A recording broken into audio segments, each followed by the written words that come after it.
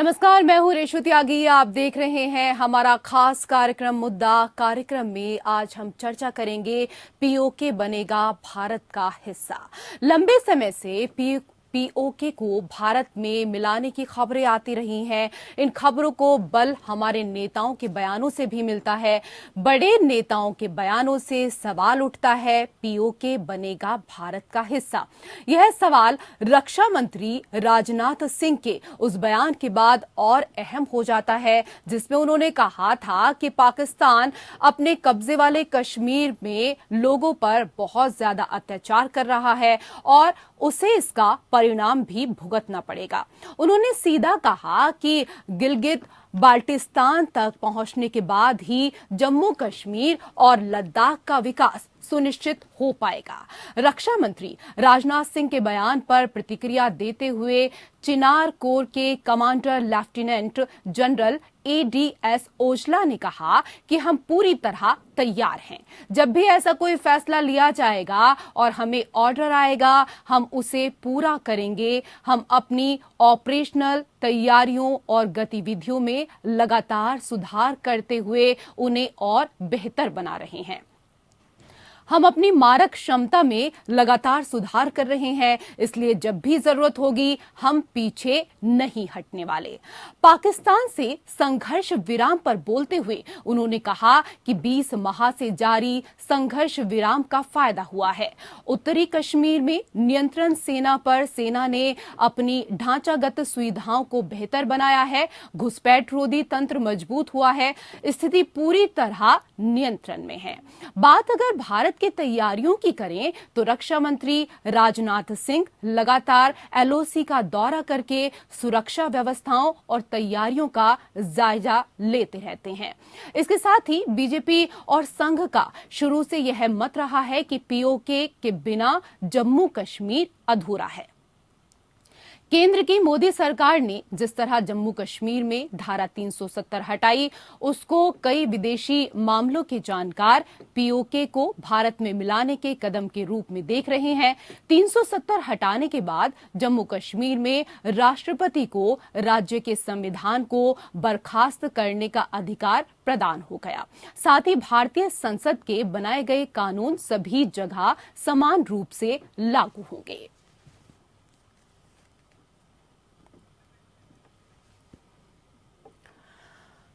तो मुद्दा में आज इसी विषय को लेकर हम चर्चा करेंगे और चर्चा करने के लिए 3 खास मेहमान हमारे साथ जुड़ चुके हैं।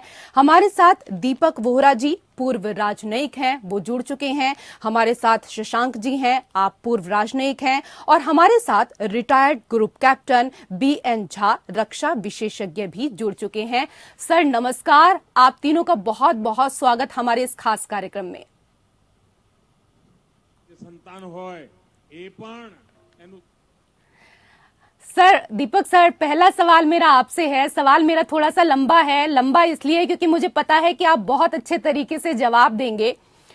जम्मू कश्मीर राजशाही विलय प्रस्ताव में पूरे स्टेट के विलय की बात की गई थी। 1948 में यूएन सिक्योरिटी काउंसिल ने भी पाकिस्तान से अपना नियंत्रण छोड़ने की बात की थी। हालांकि भारत के सिक्योरिटी काउंसिल में जाने को राजनयिक भूल भी कहा जाता है। इधर भारत की संसद ने 1994 में प्रस्ताव पास किया था, जिसमें 1947 के समय महाराजा हरि सिंह के पूरे राज्य को भारत का अभिन्न अंग माना गया। ये बातें तो स्पष्ट हैं, बावजूद इसके जमीनी स्थिति नहीं बदली। क्या अब सैन्य कार्रवाई ही एकमात्र रास्ता है या राजनयिक चैनल से इसे हल करने का कोई रास्ता शेष है? आभारी हूँ आपका, आपने ये मौका दिया है अपने शानदार कार्यक्रम में शरीक होने का। मुझे बहुत अच्छा लगता है चैनल, और आप भारत की सर्वश्रेष्ठ एंकर्स में से। मैं देख रहा हूँ कि आपने मेरे गुरु शशांक जी को भी प्रोग्राम में शरीक किया है। उनसे ज्यादा जानकारी किसी की नहीं, उनके कदमों में बैठकर मैंने सीखा है डिप्लोमेसी के बारे में। बहुत महान है। और फिर यूपी साहब भी हैं यहाँ पर, जिनकी मैं बहुत इज्जत करता हूँ। आपका प्रश्न अहम है। जब से हमने 370 को हटाया है, तो दुनिया भर में जब अब कश्मीर इशू की बात होती है, पाकिस्तान ऑक्युपाइड इंक्लूडिंग गिलगिट, हमारा कश्मीर तब मेन स्ट्रीम में आते हैं तो एक हिस्सा बन चुका है। रेगुलर कोई स्पेशल स्टेटस नहीं है। पाकिस्तान की दिक्कत ये है, मैं आपको बता, मैं वैसे नाम उनका नहीं लेता, वो तो एक खाक देश है, तो मैं खाकिस्तान कहता हूँ। वो गिलगित बाल्टिस्तान की, उन्होंने तो चीन के किया कि भाई आप एक्सप्लॉइटेशन जो भी कहते हैं बना रहे हैं, सीपीसी, आप इसके ऊपर कब्जा। मैम याद रखिए कि अगस्त 2016 में पहली बार भारतीय प्रधानमंत्री ने दाल किले से कहा कश्मीर के नियंत्रण में मुद्दा उन्होंने उठाया था, जी का नाम शायद आप जानते हैं, भाई दामोदर दास मोदी, और उन्होंने यही कहा कि मैं जानता हूं मानव अधिकारों तो आ रहा है गिरगिट। ग्रुप कैप्टन झा जी, नियंत्रण रेखा देश की सीमा रेखा नहीं है, लेकिन 70 साल से हम इस स्थिति को बदल नहीं सके हैं। अब तो आम धारणा एलओसी को ही सरहद मानने लगी है, जबकि इस यथास्थिति को बनाए रखने में सेना की बहुत कुर्बानी देनी पड़ी है। उससे कम शक्ति व संसाधन में तो नक्शा ठीक किया जा सकता था। जी हाँ रेशो, किया तो बहुत कुछ जा सकता था, लेकिन किया नहीं गया। और किया नहीं गया, इसके चलते उतनी क्षति नहीं हुई है जितना कि वो सब कुछ किया नहीं गया जो करना चाहिए था। देखिए, जब से ये जम्मू कश्मीर का मुद्दा चाहे यूएन में हो, चाहे और कहीं पे हो, चाहे चीन को एक बड़ा भूभाग जो है जो पाकिस्तान ने सीज कर दी है उसका एरिया हो, तो ये सब चीजें जो जो जो प्रॉब्लम्स थी वो प्रॉब्लम जस की तस थी। और उसके ऊपर से हमारे जो पार्ट में जो हमारा कश्मीर जो एरिया है उसमें एक अलग ही तरह का जो टेररिज्म शुरू हो गया वो आ गया, तो इसके चलते हम उस पर ध्यान नहीं दे पाए। और अब जबकि 370 जाने के बाद लोग बार बार कह रहे हैं कि हाँ ये हम पूरा लेंगे, तो रेशो ऐसे नहीं होता है। आप आज को बोल दीजिएगा कि पूरा का पूरा जो पीओके है वो हमने ले लिया, ऐसा नहीं हो सकता है। पाकिस्तान एक तरफ में बैठा हुआ है और पाकिस्तान भी काफी सशक्त हो गया है, उधर दूसरी तरफ में उसकी सहायता करने के लिए चीन बैठा हुआ है। चीन भी हर तरह से, आपको पता होगा कि कुछ ऐसे एयरफोर्स के प्लेसेस थे, जबकि एस्केलेशन के दिनों में चीन के सारे एयरक्राफ्ट वहां पे आके बैठे हुए थे। तो जब इन दोनों की इतनी ज्यादा साठगांठ हो तो आप ओवरनाइट ये सोच के नहीं बैठ सकते कि हम पार्टियों के ले लेंगे, इसके लिए आपको बहुत कुछ करनी पड़ेगी। और उसमें सबसे बड़ा चीज जो है वो एक अपनी मानसिकता, एक अपना जो स्वभाव है वो दिखाना कि हम इसको लेने के लिए, अपने मिलाने के लिए हम वो एक तन्मयता रखते हैं।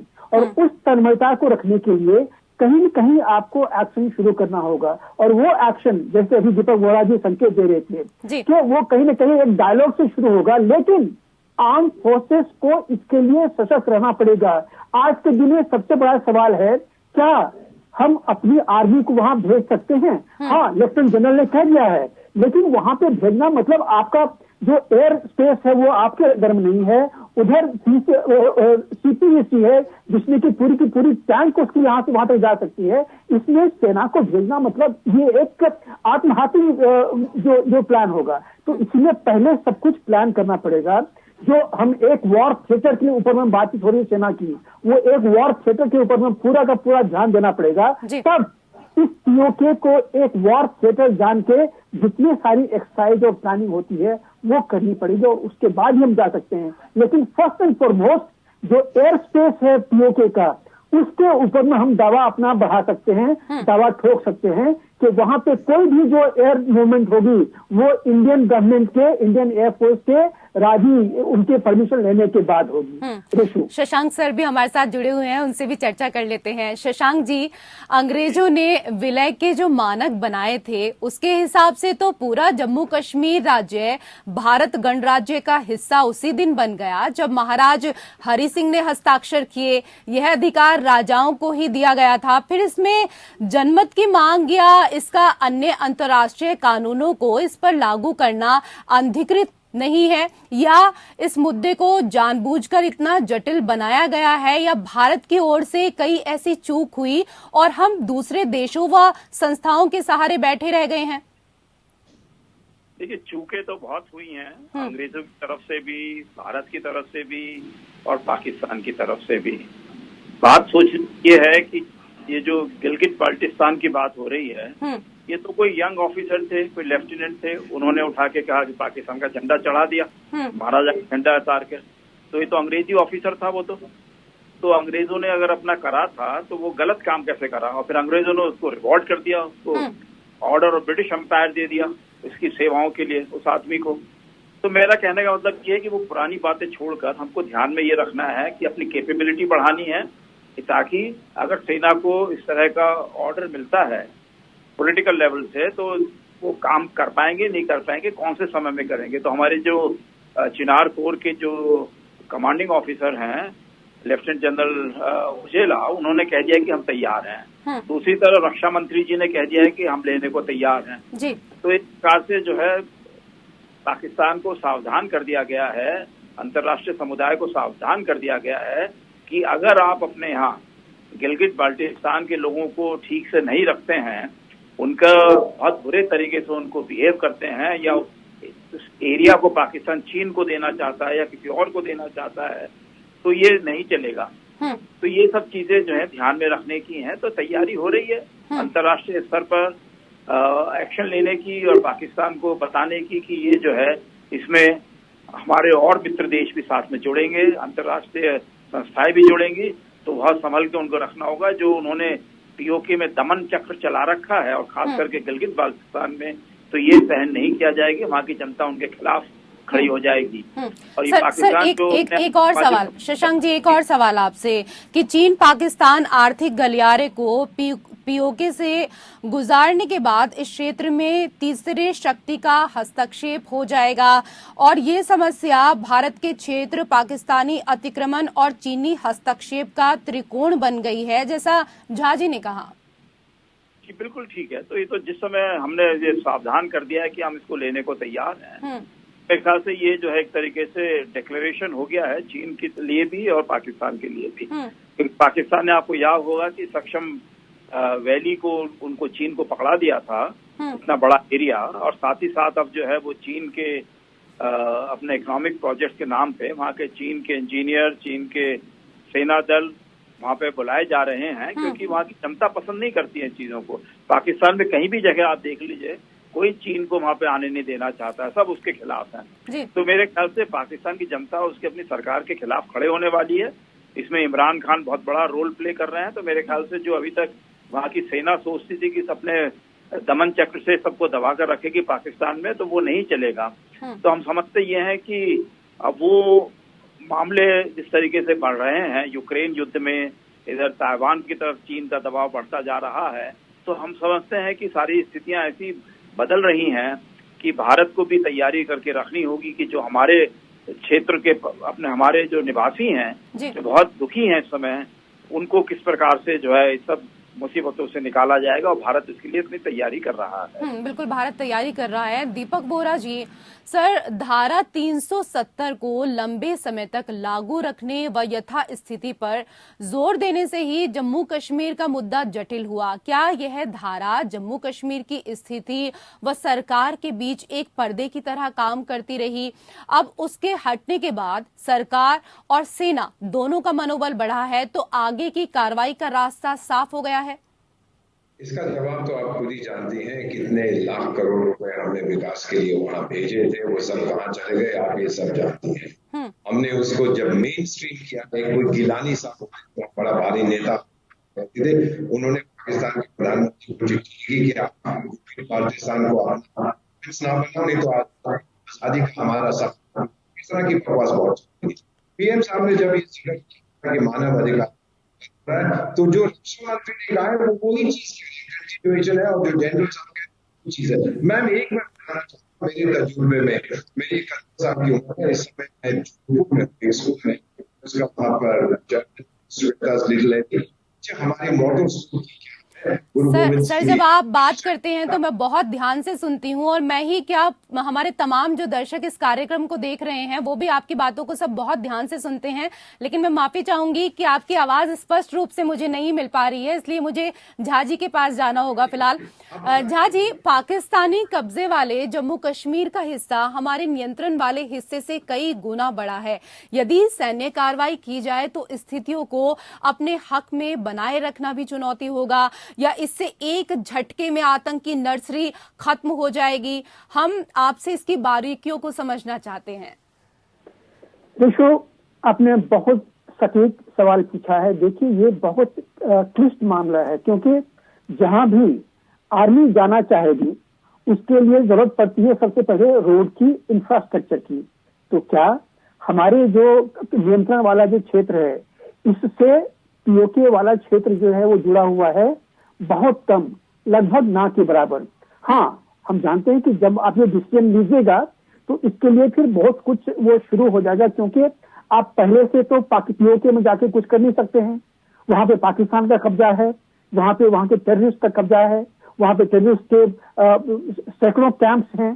तो जाके तो अभी कर नहीं सकते हैं, प्रोएक्टिवली कर नहीं सकते हैं, लेकिन इसकी तैयारी बनानी पड़ेगी, तैयारी करनी पड़ेगी। और यहीं पे मैं आपको हिंट दे रहा था कि एक जो आजकल के दिन में जो एक theatre command, unified theatre command की बातचीत चल रही है आर्मी हेडक्वार्टर्स और नेवल हेडक्वार्टर्स के बीच में, एक संयुक्त जो मोर्चा जिसको बोलते हैं, संयुक्त कमांड जिसको बोलते हैं, तो उसमें पहले से ये सारी चीजें बना के रखनी पड़ेगी कि अगर कल को सरकार डिसीजन लेती है। देखिए, पहले तो एक न कहीं एक जो डिप्लोमेटिक इनिशिएटिव है वो लेना पड़ेगा।